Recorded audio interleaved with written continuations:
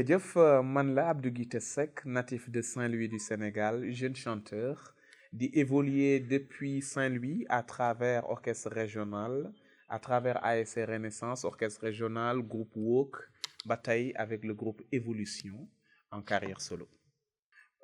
maa ngi tàmbalee Ndar fa laa jànge fa laa juddoo fa laa yaroo tàmbaleek orchestre régional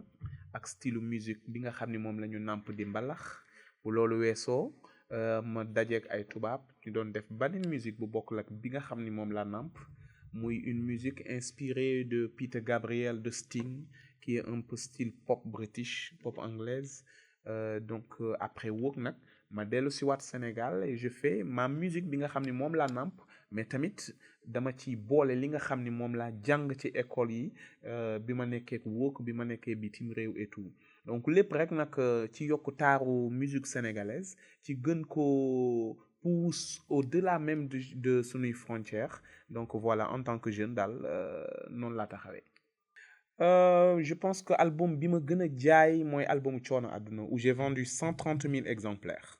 Voilà, après yi ci topp j'ai été à 80 000 exemplaires, 70 000 exemplaires, ainsi de suite. Pourquoi? Parce que tout simplement moment boobu ñoo ngi doon continuer di mën a jaay sunuy album mais avec l'arrivée des nouvelles technologies la donne a changé donc aujourd'hui malheureusement on ne peut plus parler de vente de CD mais alhamdulillah am na ay ubbeeku yu bees yi nga xam ni taxaw na comme li nga xam ni moom mooy les plateformes iTunes Amazon Spotify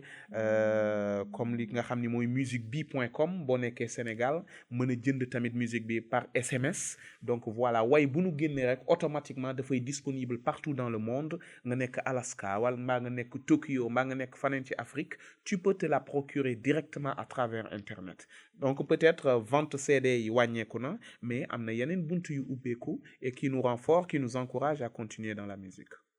Revenir au style de Wok c'est trop dire j'ai jamais quitté le style Wok et je pense que loolu ñoo ngi koy ràññee à travers chaque album bu may def rek il y a une touche autre qui n'est pas tout simplement mbalax parce que je pense que quand même bu nu amee benn expérience jàng dara ça serait dommage de laisser ça et yàlla def na tamit ñu am ci ay soppe am ñu ni ci fonk am ñu bëgg loolu am ñu xam musique am ay mélomanes yi nga xam ni dañuy xaar foofu moo tax à chaque fois je fais un clin d'œil pour leur dire attention on est là et à préserver cette richesse musicale duñ ko mas a bàyyi. Oui, c'est moi qui compose toutes mes chansons inspiré bien sûr du grand public inspiré à travers vous à travers mes rencontres mag ñu baax ñi nit ñi ñuy wax kàddu yi ñuy échangeante parce que tamit ñun dañu nekk ci biir askan wi te tamit li ñuy def donte njëriñ la ñuy jural waaye tamit am na lu ci am solo mooy njëriñu askan wi loolu ça me loolu dafa doon li nga xam ni vraiment ci suma xol la ne way bu ñuy way rek na doon au-delà du folklore li nga xam ni mooy bànneex bi ciy am mais tamit na doon li nga xam ni dana apporter un petit quelque chose dans notre quotidien. Oui, j'étais dans d'autres activités. J'étais dans d'autres activités di essayer yeneen en tant que jeune comme su may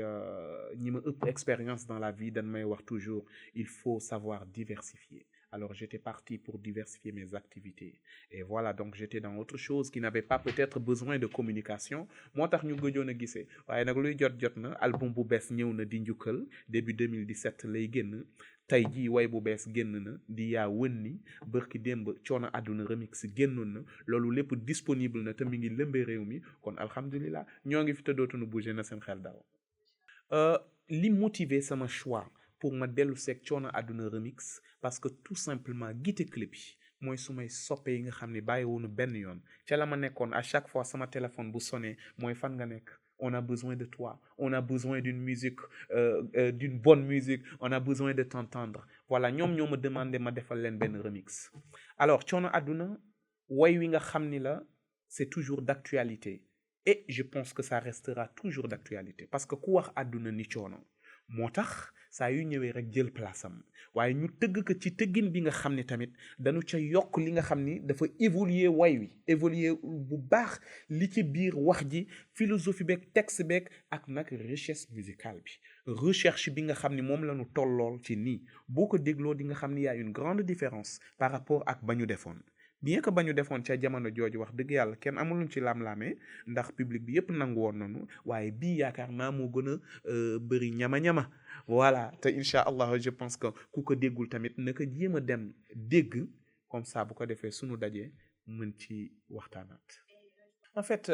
oui donc boo xoolee coono àdduna ñaari paragraphe la benn way bu njëkk bi ñoo ngi waxtaan ak àdduna bi yëpp naan leen de àdduna nii la tëdde léeg-léeg nga ji banana am banana léeg-léeg nga ji ananas am ananas àdduna léeg-léeg nga xëy liggéey ngay wàcc mu fay la nga kontaan loolu waaye léeg-léeg nga xëy dem liggéey bu gën a metti ngay wàcc du la fay dara loolu moo waral coono àdduna des fois c'est compliqué on comprend pas des fois le destin semble nous tracer déjà un chemin et peut-être qui n'est pas conforme ak li nga xam ni moom la ñu soxla c'est ça qui rend la vie perplexe et qui rend la vie complexe qui rend la vie des fois difficile donc loolu la ñuy jéem a waxtaan en tant que philosophie naan àdduna naka la ñu war a defee ak moom bu jaaree fi ma jaar fee wala bu jaaree fi ma jaar fii voilà donc beneen paragraphe bi ñu ci way di sikkër laa ilaha illallah sëñ Bamba di géej ku soobu tooy boo génnee tooy tooyal sa morom tooy tooyal kaneen kooku tooyal ñeneen yàlla teggil na sunu coono àdduna et cetera loolu li ñu bëgg wax foofu c'est très simple mooy le philosophe ba waxoon rek je limite ma conscience pour donner place à la foi àdduna nu mu mën a tëdde ak coono gu ci mën a doon boo delloo sa bopp sa boroom delloo ko ci mag ñu baax ñi nga xam ne ñoo fi nekkoon di Cheikh Ahmed Bamba di sëñ El Hadj Malick maam Bou Kounta Ndiassane di maam Baye Niass di sëñ Abdou Khadre et cetera je pense que di nga am foo wéeru te di nga mën a def ak àdduna quelles que soient les difficultés di nga ko mën a vivre avec philosophie avec grandeur parce que c'est très éphémère loo fi gis dafay wees voilà way wi donc kon ñaari paragraphe yooyu moo ci nekk benn ñu waxtaan ci ni àdduna tëddee benn bi ñu ni nanu delloo sunu bopp ci fi nga xam ni ku fa wéeru amu wéeruwaay te foo jublu tamit buntu ya ni kàkkit. Un deuxième single vient de sortir et s'appelle Yaa Wënni. Alors Yaa Wënni je pense que ku ko xamul tamit dégg nga ko boo demee fu mel ne Mauritanie baat la bi nga xam ni da nga koy dégg tous les jours muy baat bi nga xam ni tamit dafay fésal côté positif bi doomu aadama yi am ci seen xol envers leur prochain. Yaa Wënni cela veut dire tout simplement mon cher ma chère sama xol sama lu ne fu ne waay gëj naa la gis maa la bëgg et cetera Yaa Wënni loolu lépp lay illustrer donc ñu jëm ci fin d'année di décembre waaye bëggante yi fas yéene daje ñu jëm bu ñu jógee foofu ñu dem ci 14 février waxati ci mbirum way bëggante yi kon Yaa Wënni ñëw toog ci palaasam fas yéene janook nit ñi ñu déglu ko dégg. Pourquoi Yaa Wënni parce que on a sorti Coono Àdduna remix Coono Àdduna qui est wolof aujourd'hui Yaa Wënni et ci album bi di ñëw am na titre bu naan Cukkaleel loolu lépp pour démontrer ni que nous sommes là pour la musique africaine nous sommes là pour wane ni Afrique yépp benn lañu ñun ñëpp a war a demlante jàppoo à travers notre musique à travers nos politiques à travers lu mu mën a doon je pense que c'est ce qui rendra fort en tout cas l'Afrique alors ñun nag bëgguñu ci mujj ci boobu combat je pense que sunu inspiration dafa war a tamit xëcc ci côté boobu parce qu'il est temps que l'Afrique quand même gis yeneen couleur yu extraordinaire te ñun jeunesse bi ñooy responsable ëllëgu réew mi exact oui j'aime bien j'aime échanger avec toutes les cultures donc je pense que comme Afrique moo nu tax a jóg et représenter la musique saint-louisienne sénégalaise africaine au devant de la scène mondiale man je cherche à vendre notre Afrique au devant de la scène mondiale loolu moo tax dégg nga ma ci làkku séeréer dégg nga ma ci làkku naar di Yaa Wënni dégg nga ma ci alpulaar di nga ma dégg ci yeneeni langue tant que ñoo ngi fi chaque jour est une nouvelle chanson et nous n'arrêterons jamais de faire des recherches en ce sens man nag defuma benn étude man daal damay dégg gaay di wax rek ma ñëw jottali ko waxuma fi dara lu extraordinaire mais échange moom dafa baax communication dafa baax te à chaque fois su ma nit di wax di waxtaan ak man dinaa déglu am lu ma ci jële su ma ñëwee toog ak yéen ñu mën cee waxtaan échanger ci mais sinon jàng naa jaar naa école Amadou Fara Mbodj jaar naa lycée Charles de Gaulle sans plus donc am na tuuti daal tuuti rek li nga xam ni mën nañ ko gànnaayoo ba mën a waxtaan correctement c'est tout waaw prochain album bi njukkal la tudd te maa ngi invité ñépp ñu dem wuti ko jënd ko en tout cas ku amul chance su jot CD bi fa nga nekk mën nga commander CD bi sax en physique ñu indil la ko ba sa kër même boo nekkee Tokyo à travers Amazon nanu dem iTunes nanu dem Spotify nanu dem boo nekkee Sénégal musicbi.com ci plateforme bi bu fekkee sa téléphone nga yore mën nga envoyer SMS par exemple Coono Àdduna tu envoies TAR TAR au 26 267 bu dee yaa wën ni la chanson qui vient de sortir aujourd'hui tu envoies yow YAW yow au 26 267 am woy wi ci sa téléphone donc kon pour parler du prochain album commençons par ça déjà damay ñaan ku ci nekk rek mu ñëw vers cette chanson cet album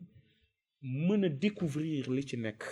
ci la waxtaan di gënee neex kon sunu jataay bi yaakaar naa foog ñu amalaat ko ba album bi génnee incha allah nice non je pense qu'on vient de commencer la musique on est très jeune on ne sait pas ce que sera demain on essaye on se cherche dans la vie aujourd'hui on est dans ça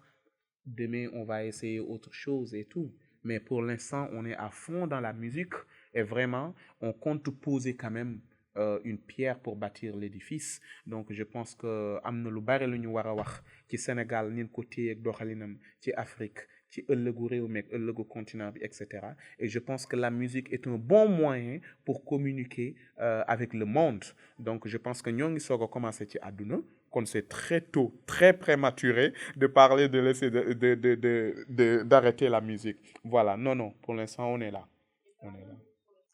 je vous remercie du fond du cœur. En tout cas, c'était un plaisir et un honneur pour moi d'être en face de vous et espère que l'occasion se présentera encore pour que l'on puisse échanger. C'est toujours un plaisir parce que yokkute la à chaque fois ñuy échanger parce que question yi ngeen ñuy poser moo ñuy forger di yokk suñu ambition aussi di nu rappeler yu bare ah on découvre ensemble avec vous hein je pense que même musique bi nga xam ne moom laa leen présente bu gis nga bu génnee studio génn ci ñun yow boo ko tegee baneen aperçu